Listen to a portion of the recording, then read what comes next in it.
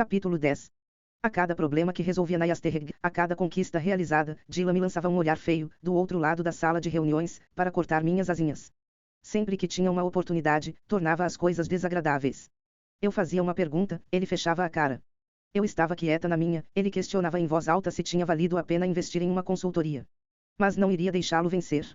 E em algumas raras ocasiões, bem poucas mesmo, flagrava um olhar antes de ele alterar o semblante e fechar a cara.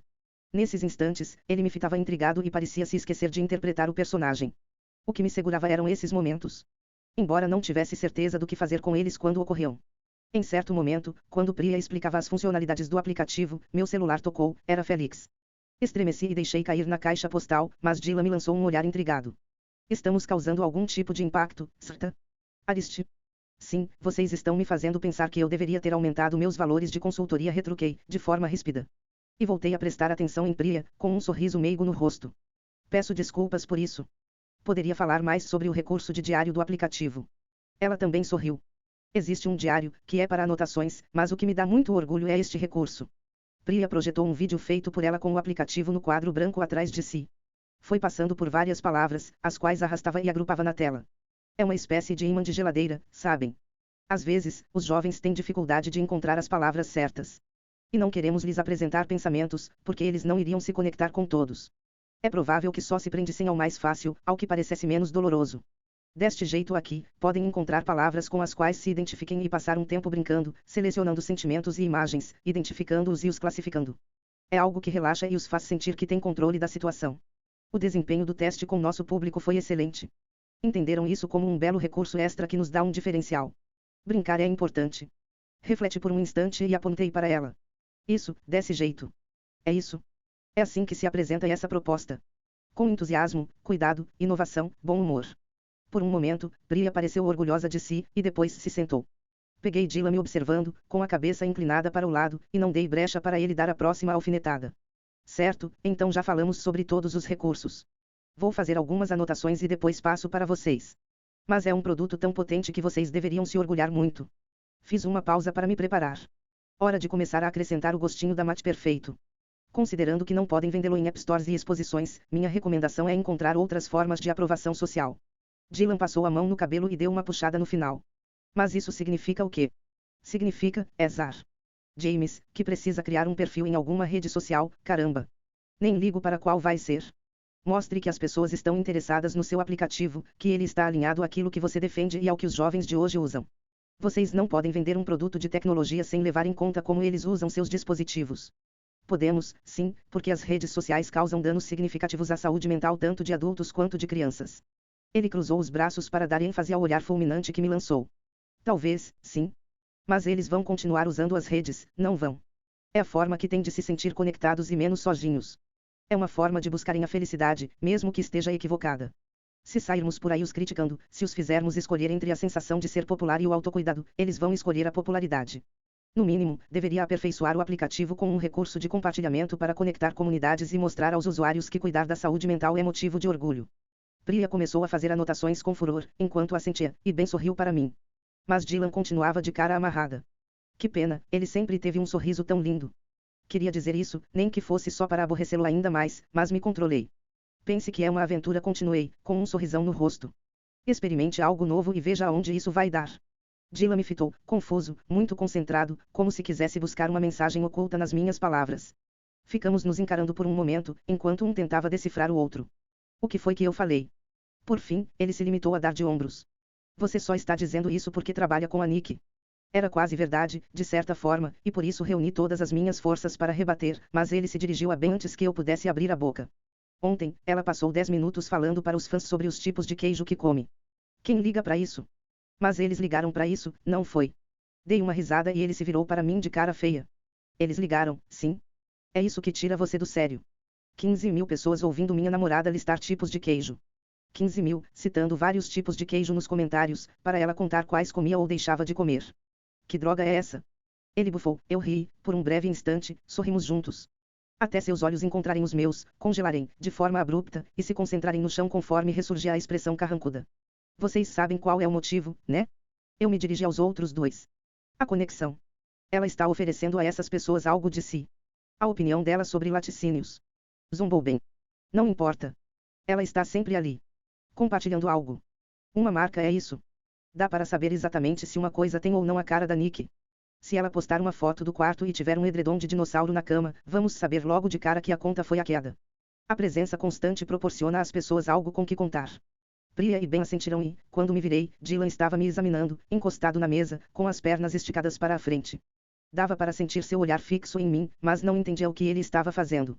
Seu semblante estava carregado, mas não era o mesmo olhar contrariado que, nos últimos tempos, costumava lançar em minha direção.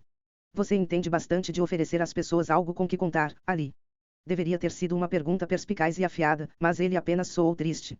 Senti um aperto no peito, então comecei a arrumar minha bolsa, cabisbaixa. Que dança mais esquisita era aquela? Ele pressionava, eu recuava. Ele dava um passo para trás, eu avançava outra vez. Uma tensão permanente, sem um vencedor definido. Nem tanto.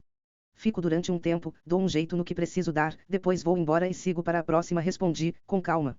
Enquanto isso, guardei o laptop na bolsa e a coloquei no ombro. Quase tudo era verdade.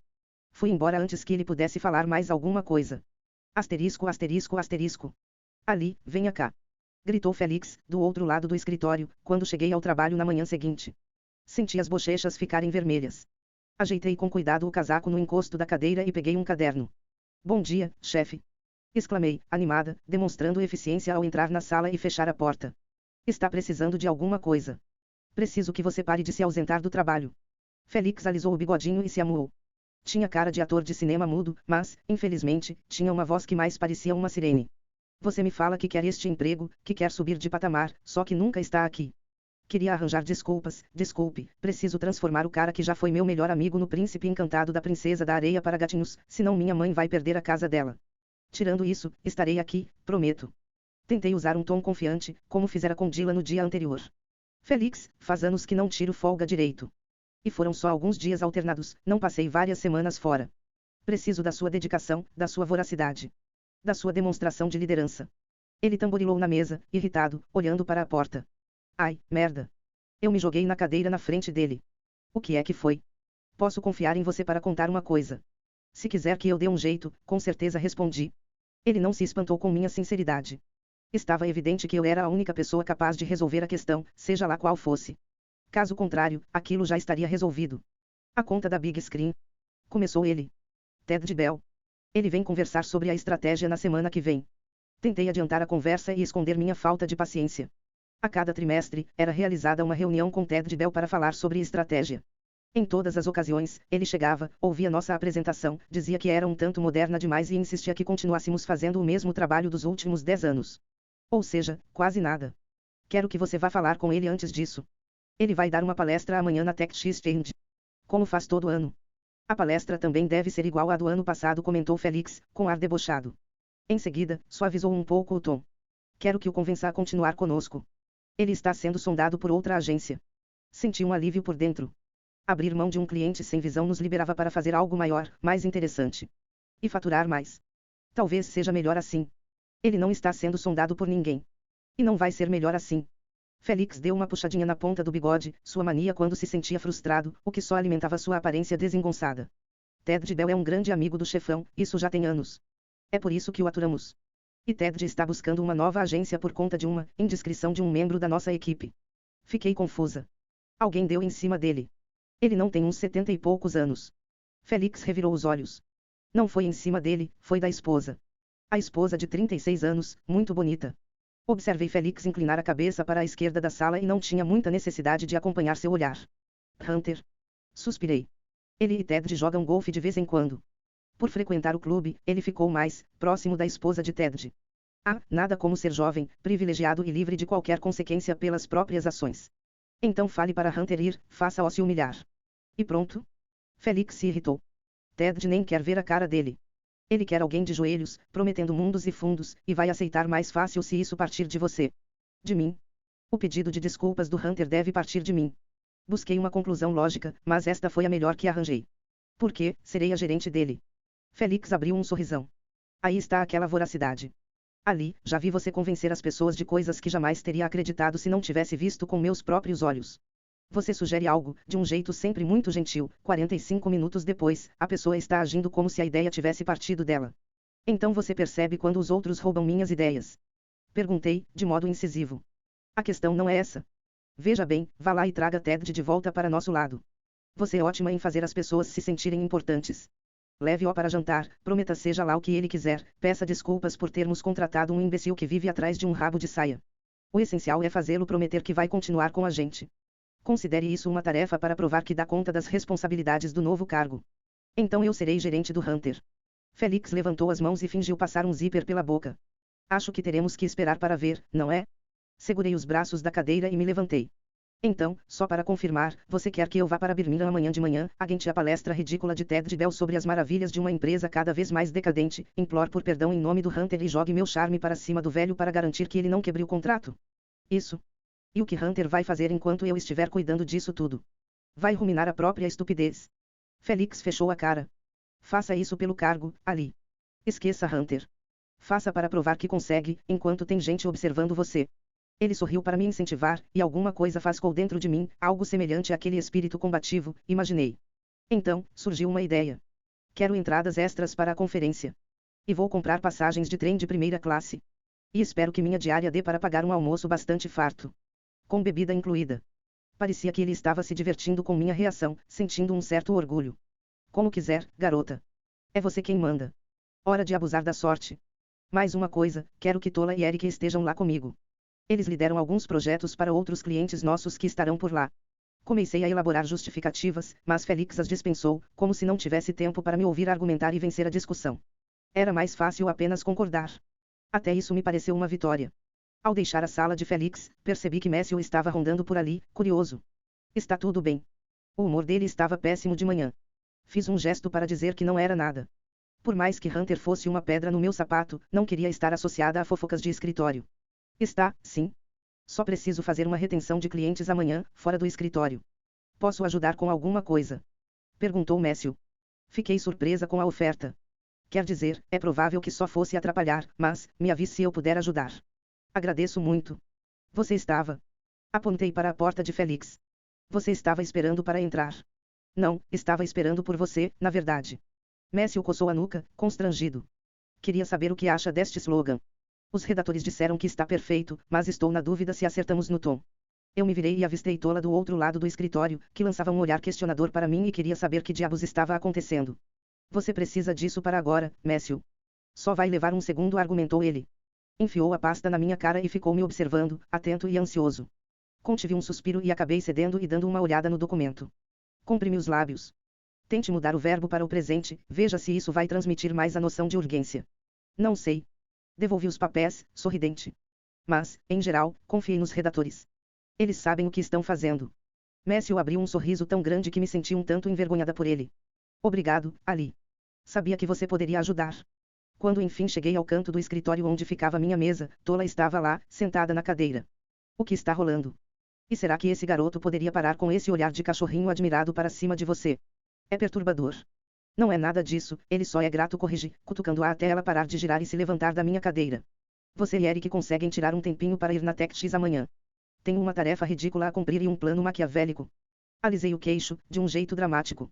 Opa, eu topo. Sempre estou pronta para uma conspiraçãozinha. O próximo passo era falar com Dylan. E não havia tempo para gentilezas. Liguei para o celular dele e não me dei ao trabalho de cumprimentá-lo. Preciso que vocês estejam disponíveis amanhã. Ah, claro, só estamos aqui para entretê-la, como se a gente não. Eu me irritei e perdi a paciência. Apoiei o celular no ombro, enquanto conferia os horários do trem no computador. Será que dá para deixar essa mara de lado por um instante? Arranjei ingressos para o TechX Fund para vocês. A conferência. Parecia tão chocado que, por um instante, ele se esqueceu de me tratar com frieza. É, em Birmingham, amanhã. Vocês podem. Espere um segundo. Ouvi vozes abafadas. Priya precisa confirmar se os pais dela podem ficar de babá, mas bem eu podemos, com certeza. Certo, vejo vocês dois na estação Euston, às 9 da manhã. Estejam vestidos a caráter, vocês vão fazer networking. Eu sei me vestir, Ali reagiu, zangado. Se eu fechasse os olhos, era como se tivéssemos 17 anos de novo. Claro. Bom, vejo vocês lá. Parece que vamos para uma pequena aventura, disse ele, baixinho. Sorri ao lembrar e senti certa tristeza. Ah, foi por isso que ele ficou daquele jeito. Faz um tempinho que não faço isso, respondi. Mal me atrevi a ter a esperança de só ficarmos nesse impasse.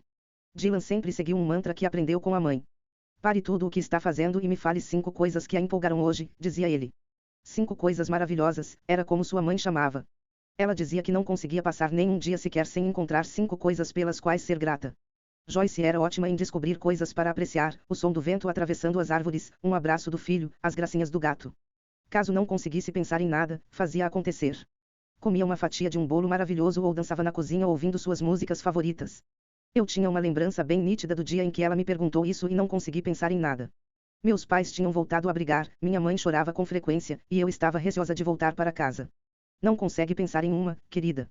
Bom, não vamos deixar por isso mesmo, não é? Ela nos levou de carro para tomar sorvete, apesar de ainda não termos jantado. Se não conseguir pensar em 5 coisas, você precisa sair para uma aventura, meu anjo. São as regras. Ela parecia muito descolada com o suéter de listras vermelhas e brancas, enquanto tomava sorvete de chocolate e roubava um pedacinho da bola de morango de Dylan. Parecia alguém capaz de materializar todas as coisas maravilhosas a partir do nada. Depois que ela morreu, Dylan e eu não falamos mais sobre isso. Até o dia em que meu pai foi embora. Na manhã seguinte, Dylan me ligou e pediu que eu enumerasse 5 coisas maravilhosas. Não consigo pensar em nada, Dylan. É sério. Então precisamos sair para uma aventura. Pegamos um trem para Brighton e passamos o dia à beira-mar, com direito a saborear algodão doce e molhar os pés na água. Batemos perna pelas lojas, fomos ao cinema, jogamos fliperama e comemos hambúrguer no trem de volta para casa. Consegue pensar em 5 coisas, Ali? Repetiu ele. Consigo pensar em 100. Ele abriu um sorriso fantástico. Naquela época, ele era essa pessoa que me instigava. Pegava na minha mão e me arrastava, não aceitava que eu ficasse infeliz. Sabia que eu precisava me ocupar, distrair a cabeça o tempo todo. Que eu adorava fatos e curiosidades, tipo perguntas de quiz. Dylan andava com uma lista no bolso de trás da calça jeans. Vi uma vez, fatos verdadeiros para Ali. Tínhamos nossos hábitos, nossos rituais sagrados, um jeito que os adolescentes têm de cuidar uns dos outros. Quando o dia perfeito em Brighton chegou ao fim e tivemos que pegar o trem para voltar para casa, eu estava receosa. Estava com medo de entrar naquela casa e ver a carnificina, ou pior, que ele acabasse vendo. Mas Dylan continuava inabalável, como sempre. Ele me levou até em casa, deu uma espiada pela porta e viu minha mãe, que estava toda esparramada no sofá. Nós dois vamos fazer o jantar, Ali avisou. Vamos ver o que tem aqui. Ele abriu a geladeira, fez daquilo um jogo e até minha mãe se sentou à mesa e esboçou um sorriso no rosto, enquanto nos ouvia falar sobre nosso dia de aventuras. Foi como se ele tivesse feito uma mágica. Já o homem ao telefone, com seus comentários ácidos sobre um convite com pouca antecedência, incapaz de me agradecer, não era o mesmo garoto que guardara uma lista de fatos no bolso de trás da calça. Aquele que sabia exatamente qual era a coisa certa a se dizer. Mas seria aquela leve expiração do outro lado da linha uma espécie de constatação. Quem sabe a referência a uma aventura significasse que ele também rememorava esses momentos. Um passado em comum era uma linguagem secreta, e fiquei surpresa ao descobrir de quantas coisas ainda me lembrava da nossa história. Dylan. Comecei, esperançosa. Mas ele me cortou. Tente não se atrasar, retrucou com uma rispidez brusca. Fiquei tão indignada que quase gargalhei. Nunca me atrasei um dia sequer na minha. Ele desligou. É mais fácil sentir saudades de um fantasma e associar todos aqueles momentos e aquelas lembranças a algo que fazia sentido. A uma história. Mas quando esse fantasma surge todos os dias, tão diferente de como era no passado, é inevitável não se questionar se, em algum momento, existiu algo de verdadeiro naquilo tudo.